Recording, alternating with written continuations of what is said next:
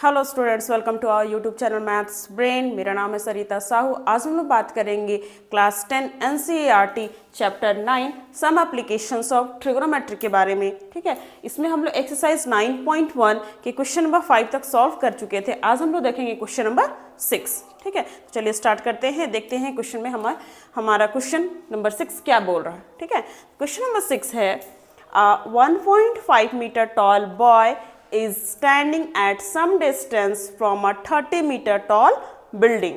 The angle of elevation from his eyes to the top of the building increases from 30 degree to 60 degree as he walks towards the building.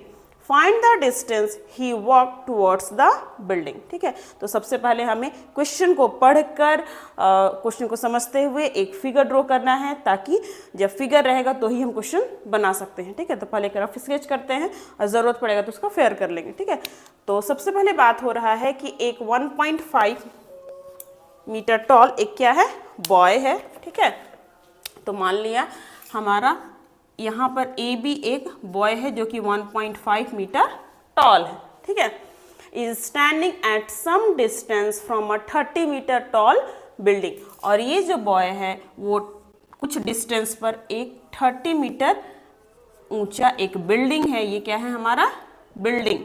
इस building से कुछ distance पर खड़ा है। ठीक है, standing मतलब खड़ा है। ये ए बी हो गया। मान लिया C D is the position of the building which is 30 metre tall. ठीक है, next the angle of elevation. Elevation that means कि देखने वाला नीचे है और जिसको देख रहा है, जिस ऑब्जेक्ट को देख रहा है वो क्या है, ऊंचा हाइट का है। ठीक है, तो इसमें बोला the angle of elevation from his eyes to the top of the building increases from 30 degree to 60 degree as he walks towards the building. ठीक है, बात हो रहा है कि ये जब बॉय है, जब बॉय यहाँ पर है तो ऑब्वियसली इसका आइज का ऊपर है, तो इस आइज पर, इस बिल्डिंग के टॉप को देखने पर यहाँ इसके आइज के पास एंगल ऑफ एलिवेशन बन रहा है 30 डिग्री। ठीक है, फिर क्या होता है, ये बॉय चलते जाता है, कुछ दूरी पर जाके यहाँ पर रुक जाता है। ठीक है, मान लिया C D is the position of the, C D already use किए हैं तो कुछ और नाम यूज करते हैं। E F is the position of the boy after walking some distance. मान लिया एक डिस्टेंस ए कवर किया। ठीक है, एक डिस्टेंस ए कवर किया है और उस पोजिशन पर ये जो बॉय है उसके आइज पर इस बिल्डिंग के टॉप का जो एंगल ऑफ एलिवेशन है वो बढ़कर क्या हो गया है, 60 डिग्री। पहले था ये 30 डिग्री, अब बढ़कर हो गया है 60 डिग्री। ठीक है, then find the distance he walk towards the building. हमें बताना है कि ये जो बॉय है बिल्डिंग की ओर कितना डिस्टेंस चलकर जा रहा है। ठीक है, तो जो हमने ए माना है, इसी ए को हमें क्या करना है, फाइंड आउट करना है। ठीक है, क्वेश्चन क्लियर है। अब इसका थोड़ा सा बड़ा फिगर बनाते हैं ताकि आप लोगों को भी दिक्कत ना हो। AB is the position of the boy which is 1.5 meter tall. ठीक है, तो यहाँ लिखेंगे solution, let AB is the initial position of the boy, है ना। AB जो है बॉय का इनिशियल पोजीशन है। After travelling a distance A and after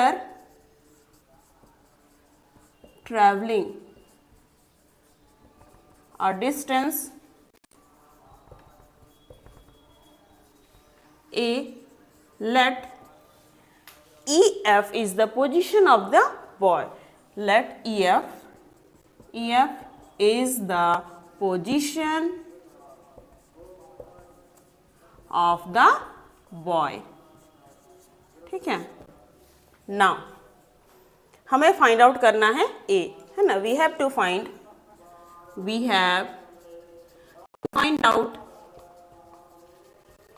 out B F equals to A equals to what. ठीक है, ये हमें फाइंड आउट करना है। तो हम क्या करते हैं, सबसे पहले लेकर चलते हैं। अच्छा, और एक चीज ध्यान देने वाली बात है, जब ये 1.5 है तो ये भी क्या होगा 1.5 और ये भी क्या होगा 1.5। 1.5, ठीक है। इसलिए लिख देंगे from figure A B equals to E F equals to, इसका नाम दे दीजिए G D equals to 1.5 metre, ठीक है। और एक चीज हमें दिया हुआ है, ये जो सी डी है ये पूरा लेंथ है ना, ये पूरा लेंथ हमें दिया हुआ कितना, ये हमें पूरा लेंथ जो कि क्या है, ये है हमारा बिल्डिंग, इस बिल्डिंग का हाइट दिया हुआ है हमारा 30 मीटर, ठीक है। तो ये जब टोटल है 30, ये है हमारा 1.5, देन सी जी क्या हो जाएगा 30 माइनस 1.5 डेट इज की 28.5, ठीक है। तो उसी चीज को लिख देंगे from figure and C G जो हो जाएगा आपका, ये हो जाएगा 30 minus 1.5 that means 28.5 metre. Clear, ठीक है। आगे चलते हैं, आगे लेकर चलते हैं from right angle triangle C A G, from right angle triangle, from right angled triangle C A G, ठीक है। tan theta tan 30 equals to, इस tan 30 के लिए tan theta equals to P by B, तो P हो गया आपका सी जी and B हो गया ए जी। फ्रॉम फिगर सी जी है हमारा 28.5 एंड ए जी है हमारा, इसको हमने माना है B, ठीक है।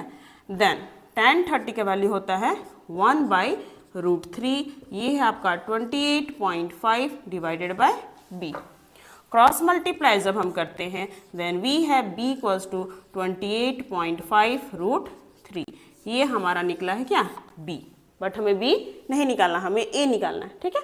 तो फिर आगे चलते हैं, next from right angle triangle A C A G तो ले चुके हैं, अब लेंगे हम सी ई जी, ठीक है। From right angle triangle C E G, C E G क्या होता है tan theta equals to P by B, तो 28.5 एंड B का वैल्यू होगा आपका क्या, ये ई जी। tan 60 का वैल्यू होता है आपका √3, ये है हमारा 28.5 एंड ये हो गया ई जी। दिस इम्प्लाइज ई जी का वैल्यू हो जाएगा आपका 28.5 डिवाइडेड बाई 3, ठीक है। ई जी निकल गया, डेट मीन्स कि यहाँ से लेकर यहाँ तक ये डिस्टेंस हमें निकल गया, ठीक है। तो टोटल बी निकला है, बी में से इस पोर्शन को अगर माइनस कर देंगे है ना, तो क्या निकल जाएगा B minus A, that means कि ये पोर्शन डेट इज ए निकल जाएगा, ठीक है। नाउ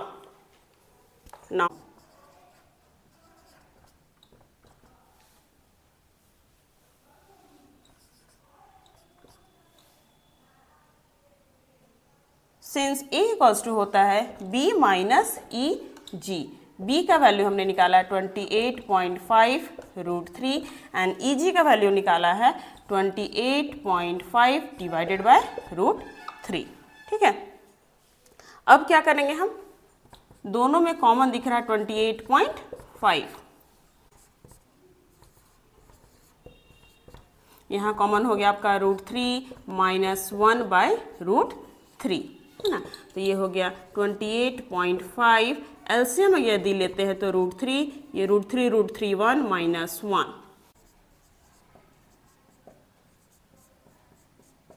ये हो गया आपका ये 28.5 इंटू 2/√3। अब यदि हम इसे रैशनलाइज करते हैं then we have √3, then we have 28.5 into 2 into √3, और ये √3 मिलकर हो जाएगा आपका 3, डेसिमल हटेगा तो बचेगा आपका 10, ठीक है।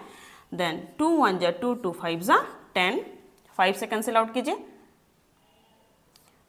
5 5 जा 25, 5 7 जा 35, we have 57/3 into √3, that is 3 1 जा 3, 3 9 जा 27, 19√3, है ना।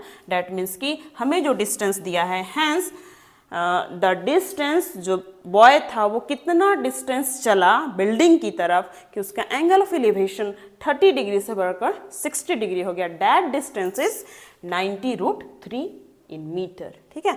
Hence a that means कि a equals to the distance covered by the boy, the distance covered by the boy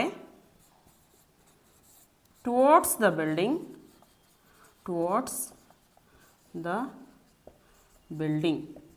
equals to हो जाएगा 19√3 in metre. This is your answer, ठीक है। तो इस तरह से क्वेश्चन नंबर 6 हमारा कंप्लीट होता है और मुझे नहीं लगता है कि यहाँ पर कहीं पर भी डाउट है। सबसे ज़रूरी हो जाता है इस क्वेश्चन में आपको फिगर बनाना, ठीक है। क्वेश्चन को पढ़कर फिगर बनाना, फिगर बन गया उसके बाद हमें कहीं पर कोई दिक्कत नहीं। एक बस नया चीज़ क्या हो रहा है कि हर जगह रैशनलाइज किया जा रहा है, बस इतना ही है और कुछ भी नया नहीं। जैसे बाकी सवाल बनते थे वैसे ये भी क्वेश्चन बना है, ठीक है। तो इस तरह से क्वेश्चन कंप्लीट होता है। आप इसे प्रैक्टिस करें और जहाँ पर भी कोई भी डाउट हो प्लीज़ मुझे कमेंट करें, मैं उन्हें सॉर्ट आउट करूँगी, जो भी दिक्कत होगा उसे सुलझाऊँगी, ठीक है। Thank you.